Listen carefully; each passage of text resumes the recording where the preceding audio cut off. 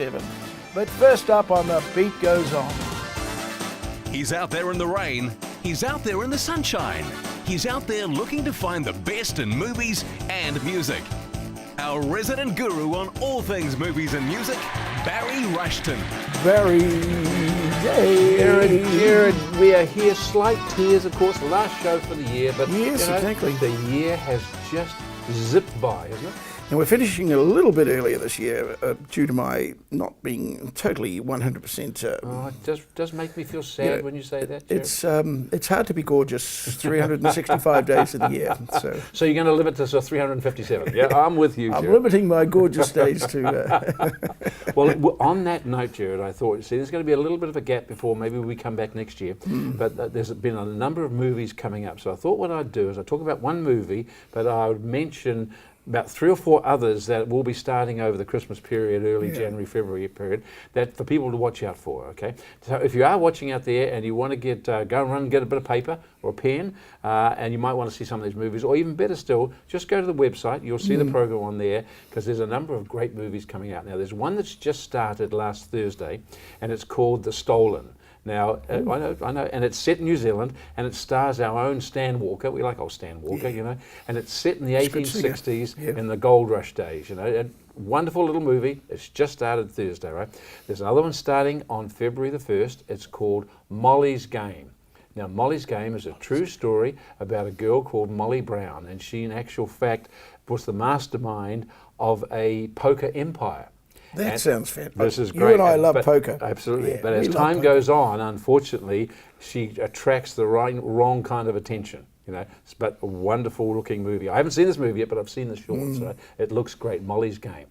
And there's another great movie starting on February the 1st, I think it is. It's February the 8th, sorry. It's called called Loving Vincent, and it's about the paintings of Vincent van Gogh. Yeah. And where it is a cinematic first is that they have taken his paintings, they've done 65,000 frames, all hand-painted. The story is his paintings moving.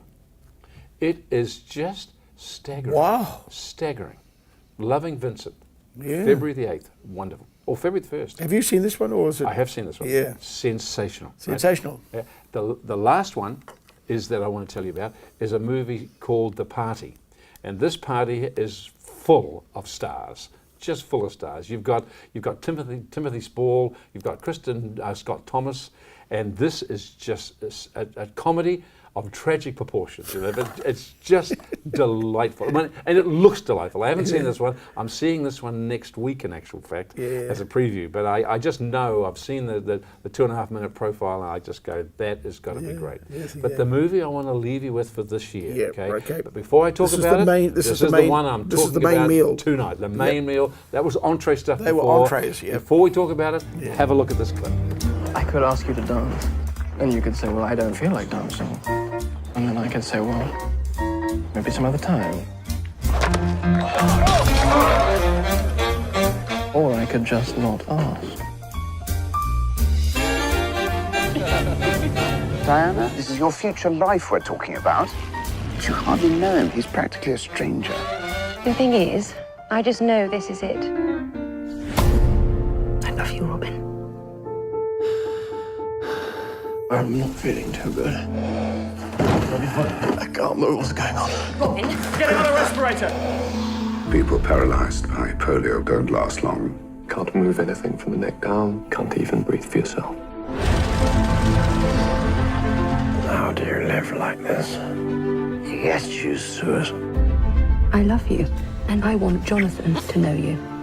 You can't love this. Yes, I can. There must be something I can do. Get me out of here. Robin's going to leave the hospital. No one with your husband's disability exists outside a hospital. Has anyone ever tried? Robin! Robin! You're right, darling. Much better. Wow, this looks sensational. What's it called, Barry? Right, the movie's called Breathe. Breathe. And it's being released on Boxing Day, okay? And it's a true story, based on a true story, and it stars, as you saw, a guy called Andrew Garfield. He's the one in there. Wow. The girl that's played in it is a girl called Claire Foy. And it's based on a true story about a guy called Robin Cavendish. Now, Robin Cavendish developed polio in 1958 when he was about 28. And polio was a debilitating disease where they finally die because the whole breathing system shuts down. And so he was about to give up. You know, he got paralyzed from the neck down, and because his wife was still young, you see.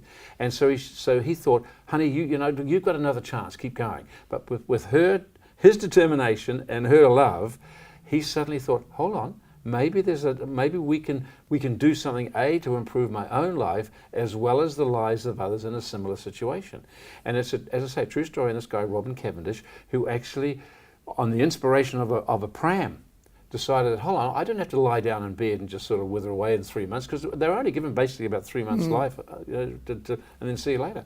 And what tends to happen, of course, is with the rhythmic breathing forced by the machines, it builds up sort of scar tissue in the lungs, and then they can't breathe and they die. And so consequently, he said, well, I want to live. They were called iron lungs. Iron lungs, that's right. Yeah. Because they just breathe for them, breathe for them. And so he thought, hold on, and that's where this wheelchair aspect came, that had a respirator in the wheelchair that allowed them to actually get on with their life. And this guy lasted years. I mean, in 1974, remember 1958 he was supposed to see later.